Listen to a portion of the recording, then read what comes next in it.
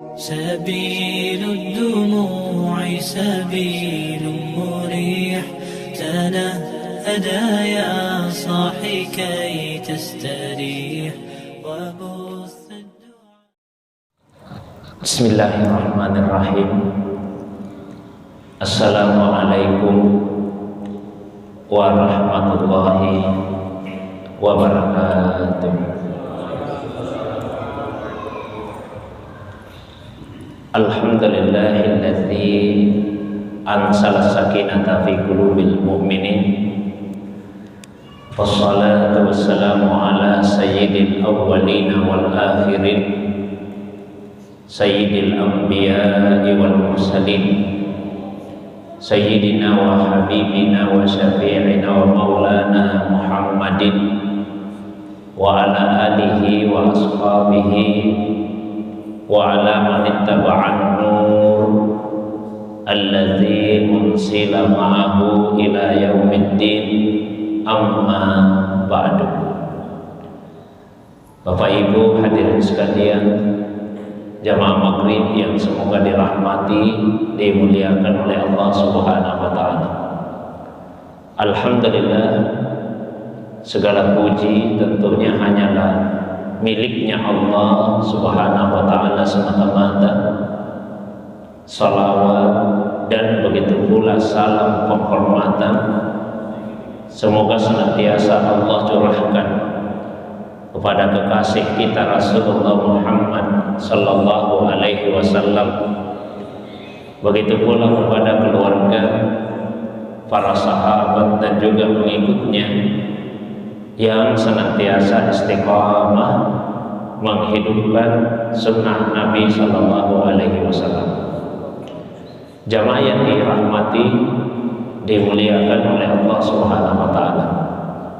Malam ini kita telah berada pada malam yang ke-19 dari bulan Zulqa'dah tahun 1444 Hijriah.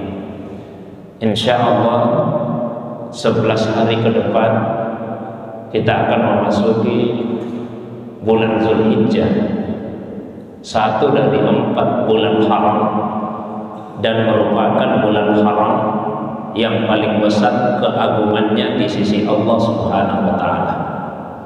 Di dalam bulan Zulhijjah ada banyak amal ibadah yang disyariatkan untuk dilaksanakan. Salah satunya yaitu ibadah kurban.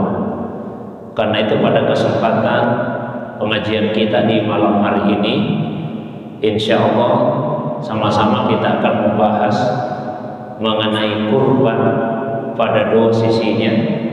Yang pertama yaitu pada sisi hukumnya, dan yang kedua pada sisi hikmahnya. Kita mulai dari aspek hukumnya. Secara bahasa, kata kurban adalah kata serapan dari bahasa Arab yang berasal dari kata qarubah, artinya dekat. Kata ini kemudian mendapatkan tambahan huruf sehingga diakhiri dengan huruf alif dan nun, dibaca kurban. Pola kata seperti ini menunjukkan makna kesempurnaan. Jadi kurban tidak hanya berarti dekat, tapi kurban adalah cara yang sempurna untuk mendekatkan diri kepada Allah Subhanahu wa taala. Selain dinamakan dengan kurban, ibadah ini juga biasa disebut dengan uluhiyah. Satu akar kata dengan kata adha, Idul Adha. Ya, kemudian dia juga dinamakan dengan nusuk. Dan kata ini yang sering kita sebut di dalam salat ketika membaca doa iftitah. Inna salati wa nusuki wa mahyaya wa mamati lillahi rabbil alamin, la syarikalah wa bidzalika umirtu wa ana minal muslimin. Inna salati, sesungguhnya salatku, wa nusuki, dan nusukku. Nusuk itu pada awalnya yang dimaksud adalah kurban, tapi kemudian diperluas maknanya sehingga biasa diterjemahkan ibadah. Jadi sesungguhnya salatku, kurbanku secara khusus, dan ibadahku secara umum, hidup dan matiku hanya untuk Allah, pencipta, penguasa, pemelihara alam semesta. La syarikalah, tidak ada sekutu baginya. Wa bidzalika umirtu, dengan itulah saya diperintah.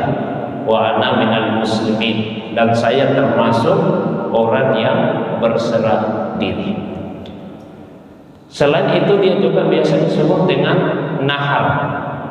Di dalam Al-Quran pada surah Al-Kautsar misalnya Allah berfirman, Inna a'tainakal kautsar fasalli li rabbika wanhar. Sungguh kami telah memberikan kepadamu ya Muhammad nikmat yang melimpah, maka salatlah untuk Tuhanmu dan berkurbanlah. Jadi nahar di situ dimaknai dengan kurban. Pada awalnya arti nahar adalah leher. Nah, kurban itu dinamakan dengan nahar karena hewan yang dikurbankan disembelih pada bagian lehernya, maka disebutlah dengan nahar. Itu makna-makna kebahasaannya. Kalau secara syariat, kurban adalah menyembelih hewan yang tertentu pada hari yang tertentu dengan tujuan untuk mendekatkan diri kepada Allah Subhanahu wa Ta'ala. Jadi ada 3 unsurnya. 1, menyembelih hewan tertentu. Yang kedua, dilaksanakan pada hari yang tertentu. Dan yang ketiga, tujuannya untuk mendekatkan diri kepada Allah Subhanahu wa Ta'ala. Kita mulai yang pertama, menyembelih hewan tertentu. Hewan tertentu yang dimaksud di sini yaitu yang masuk dalam kategori bahimatul an'am, hewan ternak yang jenisnya sudah ditetapkan di dalam agama, yaitu unta dengan segala jenisnya, kemudian sapi dengan segala jenisnya, lalu kambing, ya termasuk domba, beri-beri dan yang semacamnya. Nah itu saja yang bisa dijadikan sebagai hewan kurban. Ya, tidak bisa dengan yang selain itu. Tidak bisa misalnya kurban dengan ayam. Seandainya ada seseorang menyembelih 100 ekor ayam dan dia niatkan itu sebagai kurban, itu tetap tidak dinilai sebagai kurban. Ya, meskipun Bilal bin Rabah pernah berkata, la ubali indahaitu bidai, saya tidak peduli meskipun saya hanya berkurban dengan 1 ekor ayam. Itu perkataannya Bilal. Tapi jangan dimaknai bahwa itu artinya bisa berkurban dengan ayam. Tidak. Maksud perkataan beliau ingin sekali untuk ikut berkurban, hanya pada saat itu beliau tidak mampu untuk menyembelih seekor kambing. Maka yang kemudian beliau sembelih adalah seekor ayam, semata-mata untuk menunjukkan kesungguhannya dan keinginannya yang besar untuk melaksanakan perintah tersebut. Jamaah yang dirahmati, dimuliakan oleh Allah Subhanahu wa Ta'ala. Kemudian yang berikutnya, hewan tersebut mestilah sudah cukup umur. La tazbahu illa musinnah, janganlah menyembelih kecuali yang musinnah. Umurnya itu kalau unta minimal 5 tahun, sapi kerbau minimal 2 tahun, kemudian domba minimal 1 tahun, kambing sebaiknya 1 tahun ke atas, tapi kalau tidak ada bisa yang sudah cukup 6 bulan. Itu dari segi umur. Kemudian yang berikutnya, hewan tersebut tidak cacat. Terutama ada 4 jenis cacat yang Nabi sebutkan di dalam hadis. Arba'un la tajusu fiddahaya. Arba'un la tajusu fiddahaya. Ada 4 jenis cacat yang tidak boleh ada pada hewan kurban. Ya, ada 4 jenis cacat yang tidak boleh ada pada hewan kurban. Yang pertama, al-aura al-bayyin auruha, yang buta 1 matanya, jelas-jelas kelihatan butanya. Yang kedua, al-arja al-bayyin arajuha, yang pincang kakinya, jelas-jelas kelihatan pincangnya. Yang ketiga, al-maridah al-bayyin maraduha, yang sakit, jelas-jelas kelihatan sakitnya. Kemudian yang keempat, al-kasirul latil pampa, yang kurus sekali, seakan-akan tidak ada lagi lemaknya. Nah, ini 4 jenis cacat. Jika ada pada hewan kurban maka dinilai tidak sah. Ya. Tentu yang lebih parah daripada itu lebih tidak sah lagi. Kalau misalnya dikatakan yang buta satu matanya tidak bisa, apalagi kalau buta dua-duanya. Kalau yang pincang saja kakinya tidak bisa, apalagi kalau putus kakinya. Ya. Jamaah yang dimuliakan Allah. Kemudian unsur kedua, dilaksanakan pada hari yang tertentu. Hari tertentu yang dimaksud yaitu pada hari raya Idul Adha tanggal 10 Zulhijjah. Menurut sebagian ulama setelah matahari terbit. Tapi menurut banyak ulama setelah selesai salat Idul Adha. Di dalam hadis Nabi SAW menyampaikan, "Man shalla salatana wa nasaka nusukana faqad asaba nusuk." Barang siapa yang sudah ikut salat bersama kami dan setelah itu dia menyembelih kurbannya, maka itulah kurban yang benar. Wa man nasaka qabla salat, dan siapa yang menyembelih sebelum salat, fala nusukalah, maka itu tidak dianggap sebagai kurban, hanya dianggap sebagai sembelihan biasa saja. Jadi ukuran waktunya dalam hadis tadi yaitu setelah selesai salat Idul Adha. Nah, itulah sebabnya tanggal 10 Zulhijjah biasa juga disebut dengan Yaumun Nahar, hari penyembelihan. Nah, kebolehan ini berlanjut 3 hari berturut-turut setelahnya, tanggal 11, 12, dan 13 Zulhijjah. Jadi 11, 12, dan 13 Zulhijjah, yang biasa disebut dengan ayyam tasrik, hari-hari tasrik. Tasrik itu sebetulnya mana awalnya hari menjemur daging yang disembelih pada tanggal 10 Zulhijjah. Jadi 11, 12, 13 itu hari menjemur, karena dulu tidak ada kulkas untuk menyimpan atau mengawetkan daging dari hewan kurban yang disembelih. Maka cara yang mereka lakukan supaya bisa bertahan yaitu dengan menjemurnya. Itulah sebabnya dinamakan dengan hari-hari tasrik. Tapi Nabi sampaikan hari-hari tasrik juga adalah hari-hari penyembelihan. Nah, kemudian yang ketiga, dilakukan dengan tujuan untuk mendekatkan diri kepada Allah. Ya, disitulah letaknya niat, untuk membedakan antara ibadah dengan yang bukan ibadah, juga membedakan antara satu ibadah dengan ibadah yang lain. Karena mungkin Pak ada yang menyembelih kambing atau menyembelih sapi, ya memang karena mau makan daging kambing, mau makan daging sapi. Ada yang karena dia penjual daging, ya, ada yang karena mau misalnya jual bakso dan sebagainya. Nah, itu kan bukan ibadah. Ada lagi misalnya yang menyembelih 1 ekor kambing sebagai wujud rasa syukurnya kepada Allah atas nikmat kelahiran anak. Nah, itu jatuhnya akikah.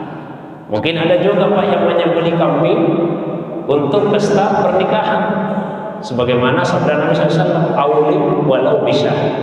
Adakanlah walimah meskipun hanya dengan seekor kambing saja. Jadi intinya adalah bahwa untuk mendapatkan pahala kurban itu mesti diniatkan. Niat itu tempatnya di hati. Jadi niat tempatnya di dalam hati. Kapan diniatkan? Sebaiknya pada saat penyembelihan. Dan yang paling baik menyembelih adalah orang yang berkurban itu sendiri. Jadi sekiranya memungkinkan, yang paling baik menyembelih adalah orang yang berkurban. Tapi kalau misalnya diwakilkan kepada orang lain, boleh juga. Dan diusahakan tetap hadir menyaksikan penyembelihan tersebut. Usahakan hadir menyaksikan penyembelihan. Rasulullah SAW berpesan kepada putrinya Fatimah, Kata Nabi, ya Fatimah, kumi washhadi wa quli. Wahai Fatimah, berdirilah, saksikan penyembelihan kurbanmu, dan baca Fatimah, inna salati wa nusuki wa mahyaya wa mamati lillahi rabbil alamin, la syarikalah wa bidzalika umirtu wa ana minal muslimin. Ini disunahkan dibaca Pak pada saat menyaksikan penyembelihan hewan kurban kita. Kemudian kalau diwakilkan kepada orang lain penyembelihannya, maka yang menyembelih itu tidak boleh dikasih upah dari bagian hewan kurban. Ya, saya ulangi, orang yang menyembelih tidak boleh dikasih upah dari bagian hewan kurban. Bukan berarti yang menyembelih tidak dikasih upah, dikasih, tapi bukan dari bagian hewan kurban. Misalnya sebagai upah penyembelihan dikasih dalam bentuk uang misalnya. Bukan berarti yang menyembelih tidak bisa dikasih dagingnya, tidak bisa dikasih kepalanya, tidak bisa dikasih kulitnya. Bisa dikasih tapi tidak sebagai upah. Kalau sebagai upah tidak boleh. Nah, bisa dikasih sebagai hadiah atau sebagai sedekah, jangan sebagai upah. Membedakannya seperti apa? Kalau ada perjanjian, ada kesepakatan, dipersyaratkan sebelumnya, berarti itu upah. Misalnya Pak, maaf, katakanlah ada yang datang ke saya, Ustaz, bisa tidak disembelihkan kambing kurban saya ini? Saya katakan, oh bisa Pak, yang penting kasih Kak kepalanya. Oh beres nih, nanti saya kasih kepalanya. Berarti itu upah Pak, tidak boleh. Ya. Atau tidak secara terang-terangan, tapi sudah saling memahami. Misalnya yang datang, Ustaz, bisa tidak disembelihkan sapi kurban kami ini? Oh saya katakan bisa, yang penting mengerti. Oh yang mengerti mah itu sesuai, ini juga tidak bisa Pak. Ya. Jadi tidak boleh dikasih upah dari bagian hewan kurban. Upahnya mesti di luar itu. Bisa dikasih tapi sebagai sedekah atau sebagai hadiah, jangan sebagai upah penyembelihan. Nah, kalau misalnya tetap kita tidak bisa menghadiri dan menyaksikan proses penyembelihan, kurbannya tetap sah. Kita tinggal di Makassar, kurbannya misalnya di daerah, itu tetap sah. Kita cuma transfer, cuma kirim saja uangnya kepada keluarga di daerah, tetap sah. Tapi urutannya paling utama sembelih sendiri. Nomor 2 diwakilkan tapi hadir menyaksikan. Nah baru yang nomor 3 tidak menyaksikan proses penyembelihannya. Nah, yang berikutnya, 1 ekor hewan kurban pahalanya menyeluruh untuk satu keluarga. Jadi kurban ini Pak tidak sama dengan akikah. Kalau akikah itu per individu, per orang.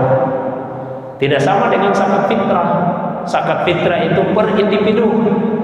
Jadi sekalipun bayi, ya zakat fitrahnya untuk si bayi itu sendiri. Tapi kalau kurban itu satu keluarga, satu keluarga. Meskipun kurban itu dengan 1 ekor kambing, mohon maaf, katakanlah misalnya saya kurban 1 ekor kambing, maka pahala kurban itu bukan hanya untuk saya, tapi untuk saya, istri saya, dan semua anak saya. Ya, meskipun anak saya 6 orang itu, semua berlaku. Nah, ada pun yang dimaksud 1 kambing 1 orang, itu yang dimaksud pembiayaannya. Jadi untuk pembiayaan itu 1 orang saja, tidak boleh patungan, tidak boleh patungan. Kalau kambing boleh patungan untuk 1 ekor sapi. Nah itu pendapat mayoritas ulama, maksimal 7 orang. Bukan berarti harus 7, bisa kurang dari 7. Seandainya ada 1 orang mau kurban 1 sapi, bisa. Berdua saja patungan 1 sapi bisa. Bertiga saja bisa, berempat saja bisa, berlima bisa, sampai ber7 bisa. Lebih dari 7 tidak bisa. Jadi tidak bisa misalnya kita semua jamaah di sini, ayo kita patungan, rame-rame kita beli 1 ekor sapi atas nama seluruh jamaah yang ada di situ, itu tidak bisa. Ya, tidak bisa. Tidak bisa misalnya 1 sekolah muridnya 500-an patungan, lalu beli 1 ekor sapi, tak bisa. Kalau mau patungan bisa, tapi uangnya itu disedekahkan, diatasnamakan 7 orang saja. Nah, misalnya seluruh warga di sini Pak, jadi patungan, uang yang terkumpul disedekahkan kepada 7 orang. Misalnya mohon maaf yang hidup dalam kemiskinan, kekurangan, maka kurban itu tetap atas nama 7 orang tadi. Kalau seperti itu bisa. Jamaah yang dimuliakan Allah, bagi orang yang berkurban disunnahkan untuk makan sebagian dagingnya. Di dalam Al-Quran Allah memerintahkan, fakulu minha, makanlah sebagian dagingnya, kecuali kurban nazar. Kalau kurban nazar wajib disedekahkan semua, tidak boleh ada yang dimakan. Kurban nazar itu misalnya ada yang bernazar, kalau saya sembuh dari penyakitku ini, saya akan kurban. Sembuh betul, wajib dia berkurban dan tidak boleh dimakan Pak. Semua wajib disedekahkan. Termasuk juga kurban atas nama orang yang meninggal menurut sebagian ulama kita. Karena satu, tidak semua ulama sepakat boleh berkurban atas nama orang yang meninggal. Beragam pendapat ulama. Ada yang tidak membolehkan, ada yang membolehkan dengan syarat. Syaratnya misalnya harus ada wasiat dari orang yang meninggal itu. Seperti Imam Ali pernah kurban 2 ekor kambing, yang satu atas nama diri beliau, yang satu atas nama Nabi. Nah, Nabi sudah wafat. Imam Ali ditanya, kenapa kurban atas nama Nabi? Beliau menjawab, amarani bihi, ya saya disuruh Nabi, fala ada'uhu abadan, maka saya tidak akan meninggalkan apa yang diperintahkan oleh Nabi. Oh, berarti boleh kalau ada wasiatnya. Ada lagi yang membolehkan biar tidak ada wasiat.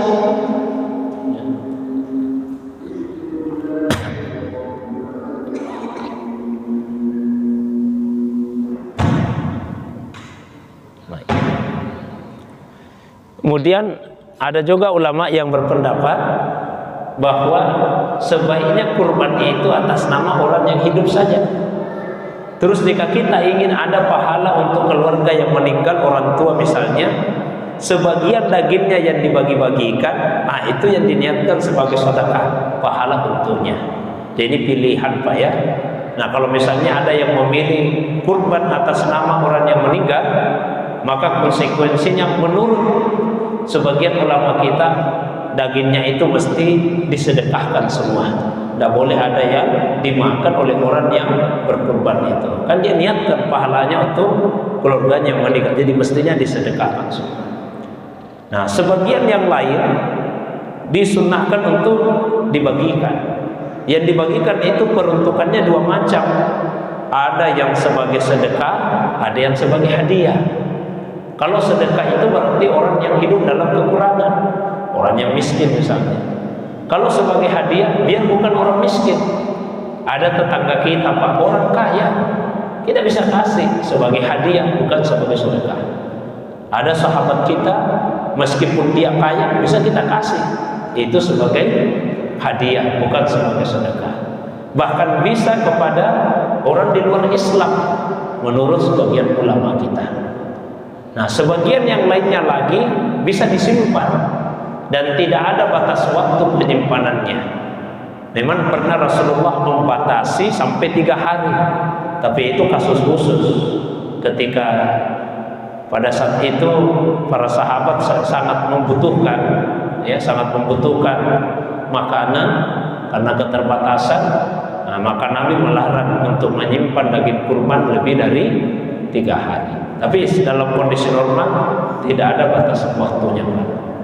Kemudian yang berikutnya, disunnahkan bagi orang yang berkurban itu, ya, disunnahkan bagi orang yang berkurban untuk selain tadi makan, kemudian juga disunnahkan untuk membagi. Yang dibagi itu Pak, ada yang dibagi sebagai sedekah, ada juga yang dibagi sebagai hadiah. Nah, selain ada yang disunnahkan, ada juga yang dilarang. Yang dilarang yaitu dilarang mencukur rambut dilarang untuk mencabut bulu, dilarang memotong kuku. Sejak tanggal 1 Zulhijjah. Jadi sejak tanggal 1 Zulhijjah. Jadi dari sejak tanggal 1 Zulhijjah sampai dengan selesainya penyembelihan hewan kurban, dilarang untuk cukur rambut, cabut bulu, dan memotong kuku. Hadisnya ada di Sahih Muslim. Cuma ulama berbeda pendapat memaknai larangan itu. Kalau dalam mazhab Hanabilah, larangan haram, tidak boleh dilanggar, berdosa kalau dilanggar. Kalau mazhab Syafi'i, larangan makruh, kalau dilanggar tidak berdosa. Tapi kalau misalnya tidak dilakukan, akan dapat pahala. Ya. Ini sejak tanggal 1 Pak ya. Kemungkinan besar pemerintah kita akan memutuskan 1 Zulhijjah itu hari Selasa. Kemungkinannya Pak, besar. Kalau melihat posisi bulan, kalau berdasarkan hisab yang seperti misalnya digunakan Muhammadiyah, sudah diputuskan 1 Zulhijjah itu hari Senin. Hari Senin sudah diputuskan Pak itu di Muhammadiyah tanggal berapa itu ya? 19 ya, hari Senin. Ya. Tapi pemerintah kemungkinan tanggal 20 Pak, karena posisi bulan pada malam Senin itu masih rendah. Kemungkinan tidak akan terlihat. Kalau tidak terlihat, maka akan dicukupkan Zulkaidah jadi 30 hari.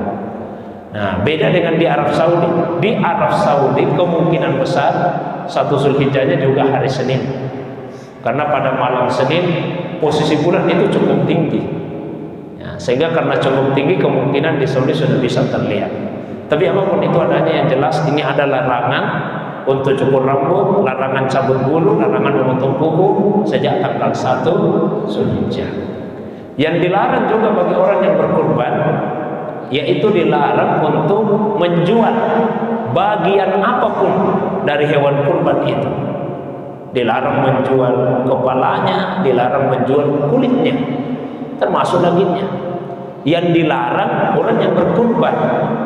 Kalau yang menerima, boleh dia jual. Bagaimana dengan panitia? Panitia itu hukum asalnya mewakili orang yang berkurban. Karena dia mewakili orang yang berkurban, juga tidak boleh menjual. Tidak boleh juga, karena dia mewakili orang yang berkurban. Kecuali apabila dia mewakili orang yang menerima, bisa dia jual. Saya kasih contoh misalnya begini. Muhammad, katakanlah saya panitia ini, panitia kurban. Ada yang datang sebagai peserta kurban, ya serahkan uangnya. Ini peserta kurban kan tidak boleh menjual bagian apa.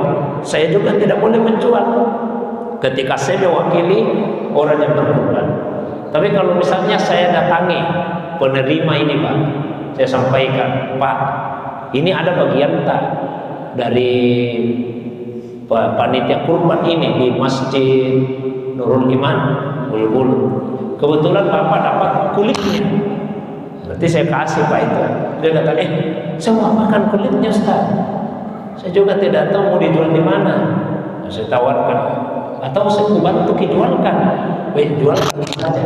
Oh, berarti sekarang saya mewakili orang yang menerima. Ketika mewakili orang yang menerima, maka bisa dijual. Ya, nanti hasil penjualannya dikasih kepada yang mau dikasih. Jamaah yang dirahmati dimuliakan oleh Allah Subhanahu wa Ta'ala. Kemudian seperti yang saya sampaikan tadi, selain hukum ada hikmahnya. Apa saja hikmah kurban itu? Satu, kurban adalah sarana mendekatkan diri kepada Allah. Karena itu disebut kurban. Yang kedua, kurban adalah wujud rasa syukur kepada Allah. Inna a'tainakal kautsar. Kami telah memberikan kepada nikmat yang banyak. Fasalli li rabbik wanhar. Maka salat kepada Tuhanmu semakin ada wanhar dan berkurban. Kemudian yang ketiga, kurban itu adalah upaya untuk menghidupkan sunnah nabi-nabi terdahulu. Terutama misalnya Nabi Ibrahim alaihissalam. Nabi Ibrahim itu diperintah oleh Allah menyembelih anak satu-satunya pada waktu itu. Dan karena cintanya kepada Allah dilaksanakan perintah tersebut, maka Allah memuliakannya. Diangkat Nabi Ibrahim sebagai kekasih, namanya diabadikan sampai hari ini. Dan sampai kiamat Nabi Ibrahim akan selalu disebut. Barangkali tidak ada nama Nabi yang paling sering kita sebut selain tentunya nama Nabi Muhammad SAW dibandingkan dengan namanya Nabi Ibrahim alaihissalam. Setiap itu sama. Allahumma shalli ala Muhammad wa ala ali Muhammad kama shallaita ala Ibrahim wa ala ali. Itu tentunya Allah kepada Ibrahim, kami abadikan Muhammad. Kemudian yang berikutnya sebagai simbol dari upaya kita untuk menyembelih sifat-sifat kebinatangan yang ada di dalam diri. Saya kira itu pengantarnya mengenai hukum dan hikmah hukum. Seperti biasa kalau ada yang ingin didiskusikan, ada yang ingin ditanyakan, banyak berkaitan dengan pembahasan atau masalah agama yang lain di luar dari apa yang saya sampaikan, saya persilakan kepada yang masuk. Ada Pak? Saya persilakan. Demikian. Assalamualaikum warahmatullahi wabarakatuh.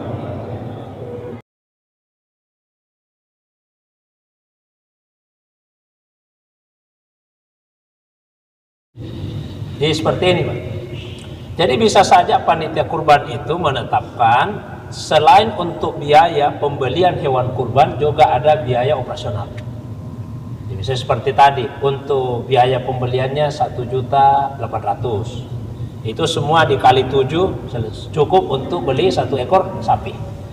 Kemudian masing-masing peserta menambahkan 200.000 misalnya ya. 200.000 untuk biaya operasional. Berarti 200.000 dikali 7 peserta 1.400.000. Itulah biaya operasionalnya. Dipakai untuk biaya akomodasinya, dipakai untuk beli misalnya tas kreseknya, ya, talian dipakai untuk pada hari penyembelihan, ya, mungkin juga di hari itu beli kue-kue apa Pak sebagainya. Dari situ juga diambilkan untuk biaya orang yang menyembelih sebagai upahnya. Dari situ juga untuk orang yang menguliti bisa, tapi disampaikan kepada peserta. Jadi jelas itu disampaikan Pak, bahwa peserta kurban itu membayar biaya sebanyak 2 juta. Ya, 200.000 itu adalah biaya operasionalnya. Nah, kalau misalnya di masjid sudah rutin seperti itu dan pesertanya sudah tahu, berarti dianggap peserta itu menyetujuinya. Saya kira itu. Wallahu a'lam.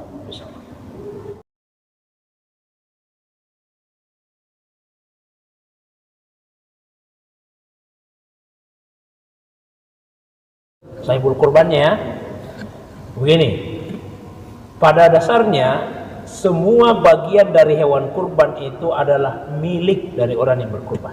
Itu prinsipnya seperti itu, Pak. Jadi semua bagian dari hewan kurban itu prinsipnya adalah milik dari sahibul kurban, milik dari peserta kurban. Panitia itu sebetulnya tidak mesti ada. Kok di masa Nabi tidak ada panitia kurban? Masa sahabat, tabi'in, tidak ada panitia kurban. Tapi bukan berarti tidak boleh ada, bukan berarti jadi bid'ah. Ya. Sama dengan pengurus masjid. Di masa Nabi juga tidak ada panitia pengurus masjid. Ya. Tapi kan perlu ada di masa sekarang ini. Sedangkan ada saja panitia pengurus masjid, belum tentu masjid bisa terurus dengan baik, apalagi kalau tidak ada panitianya. Nah, begitu juga dengan kurban ini. Tidak semua orang bisa mengurusi dirinya sendiri untuk berkurban. Maka difasilitasilah, dibuatkanlah panitia. Tapi panitia itu sifatnya jangan disamakan dengan amil zakat. Kalau amil zakat, memang Allah yang perintahkan supaya dia ada, dan dia punya bagian khusus dari harta zakat itu, amil zakat. Beda dengan panitia kurban. Kalau panitia kurban tidak ada bagian khususnya. Jadi tidak boleh misalnya katakanlah saya panitia ini, karena saya panitia, saya ini bagian kuna 2 kilo ini sebagai panitia. Tidak ada bagian khususnya. Ya. Bukan berarti panitia tidak boleh mengambil bagian, boleh, tapi bukan karena dia panitia. Seperti yang lain-lainnya juga kedudukannya. Kalau dia mau ambil upah, upahnya itu bukan dari bagian hewan kurban, dari operasionalnya tadi. Itu pun kalau misalnya disepakati demikian. Nah, maka saya ulangi, seluruh bagian hewan kurban itu sejatinya adalah milik dari sahibul kurban, milik dari peserta kurban. Seandainya misalnya Bapak jadi peserta ini, sahibul kurban, saya panitia, datang, Ustaz, saya mau kurban di sini, tapi saya mau ambil semua bagian saya. Ya saya kasih semua. Saya kasih semua, Pak. Karena memang itu miliknya Bapak. Kalau misalnya saya merasa susah kalau begitu, saya sampaikan, saya mohon maaf Pak, kalau begitu kami tidak bisa. Raden, ya sudah terserah, apakah tetap mau kurban di sini atau cari yang lainnya. Seandainya misalnya Bapak sebagai peserta kurban meminta ke saya sebagai panitia, Ustaz, saya mau kurban di sini, tapi itu daging kurban saya mau kasih di panti asuhan sana. Ya saya bawakan ke sana, Pak. Kalau misalnya saya merasa tidak bisa, mohon maaf Pak, kalau dibawa ke saya tidak bisa kita karena jauh sekali tempatnya. Nah kurang ini personil, saya harus sampaikan. Ya. Kalau saya bisa untuk melaksanakan, oke, saya melaksanakan itu. Kecuali kalau requestnya itu permintaannya bergantung juga dengan orang lain. Misalnya ada yang datang, Ustaz, saya mau kurban di sini, ikut patungan sapi, tapi saya mau ambil kepalanya. Tunggu dulu Pak, kalau kepala yang diminta, karena ini sapi kepalanya satu. Nah Bapak bertujuh patungan. Jadi kalau Bapak minta kepalanya, bagaimana kalau yang 6 orang yang lain juga minta kepalanya? Kalau 6 orang yang lain setuju, bisa. Tapi kalau yang lain tidak setuju, minta maaf Pak. Nah, jadi sepanjang tidak berkaitan dengan orang lain seperti tadi, silakan saja Pak kalau requestnya. Bahkan mohon maaf, ini sebetulnya saya kadang ini agak berat mau sampaikan, tapi daripada menyembunyikan Pak ya. Seandainya ada orang yang berkurban, tidak ada yang dia mau bagi-bagi, kurbannya tetap sah. Tapi kan kikir sekali kalau tidak ada yang mau dibagi. Tapi yang jelas dia sudah berkurban. Karena perintah kurban itu adalah perintah menyembelih hewan tertentu di hari tertentu dengan tujuan mendekatkan diri kepada Allah. Saya sudah sembelih kambing ini. Ya, sesudah salat Idul Adha, niat saya mau mendekatkan diri kepada Allah. Saya mau makan di rumah saja dengan keluarga saya. Sudah selesai kurban saya, Pak. Hanya Allah perintahkan bagi orang yang sudah berkurban, sebagian sedekahkan. Tapi sedekah ini tidak mempengaruhi sahnya kurban. Seandainya tidak disedekahkan Pak, kurbannya tetap sah, tapi tidak ada pahala sedekahnya. Sebagaimana orang yang berkurban tadi disunahkan makan sebagian, tapi kalau tidak ada yang dia mau makan, dia mau bagikan semua, kurbannya tetap sah. Cuma dia tidak dapat sunnahnya memakan bagian dari daging kurban itu. Saya kira itu ya.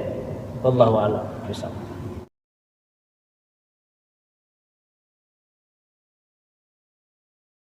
Baik, jadi sekali lagi semua bagian itu milik dari sahibul kurban, miliknya Pak. Jadi ini ada sapi, berapa kilo misalnya itu satu sapi ya, tergantung juga besar kecilnya Pak ya.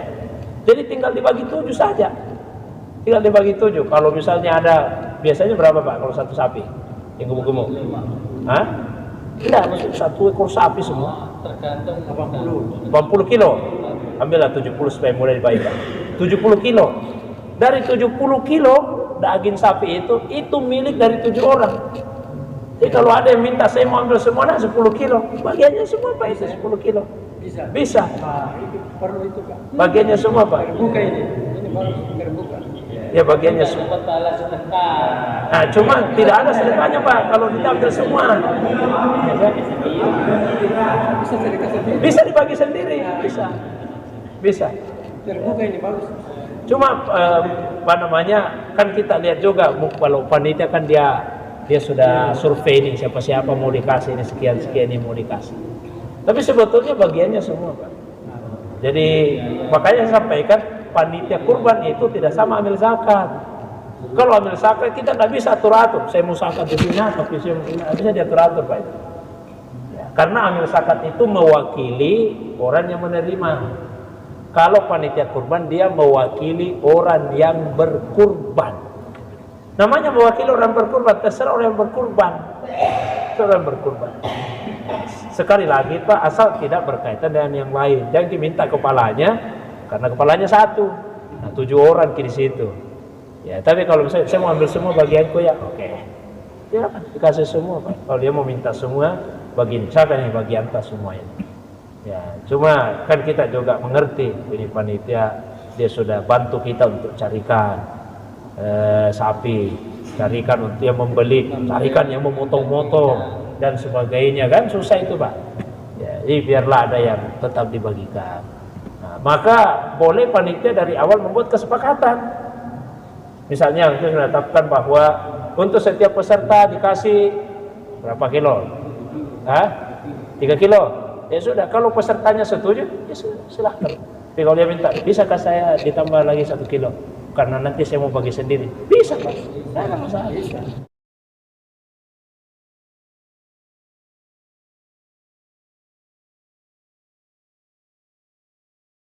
Jadi yang pertama, di hadis tadi disebutkan 4 jenis cacat tidak boleh ada pada hewan kurban. Nomor 3, al-maridatu al-bayyinu maraduha, yang sakit dan jelas kelihatan sakitnya. Jadi sakit yang jelas kelihatan. Kalau penyakit dalam kelihatan sehat ini. Nanti setelah disembelih, ternyata ada cacing-cacing di dalam apa? Kurbannya tetap sah. Karena tidak jelas kelihatan sakitnya. Kecuali kalau sejak awal dokter sudah katakan, tidak sehat ini sapi, dia jangan lagi, karena itu artinya sudah diketahui bahwa dia sakit. Tapi kalau awalnya kita lihat sehat, nanti setelah disembelih baru kelihatan, ketahuan, oh ternyata sakit ini, ada cacing apa sebagainya, maka itu kurban tetap sah. 1.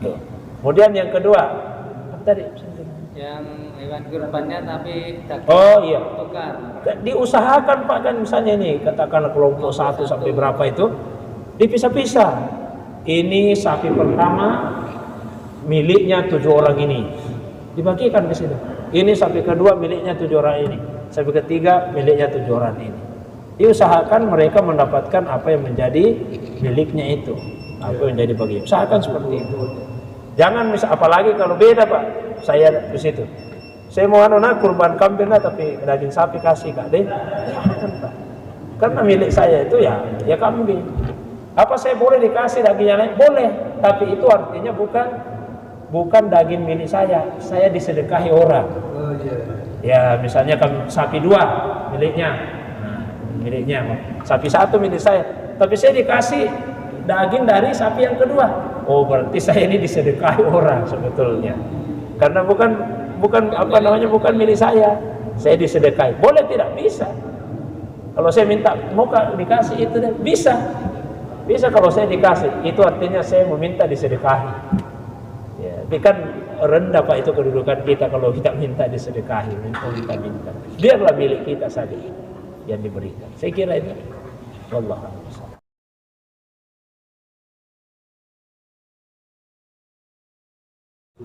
Iya, baik. Yang saya baru sebutkan tadi doa pada saat menyaksikan ya, menyembelih. Nah, kalau kita mau menyembelih, Bismillahi, Allahu Akbar, kemudian salawat, Allahumma salli ala Muhammad wa ala ali Muhammad, atau Allahumma salli ala Sayyidina Muhammad wa ala ali Sayyidina Muhammad. Kemudian disebut Pak, namanya itu. Kalau pakai bahasa Indonesia, pakai bahasa Arab ini. Bahasa Arab, Allahumma kalau Nabi itu sembelih ucapan doanya begini. Allahumma taqabbal min Muhammad wa min ali Muhammad wa min ummati Muhammad.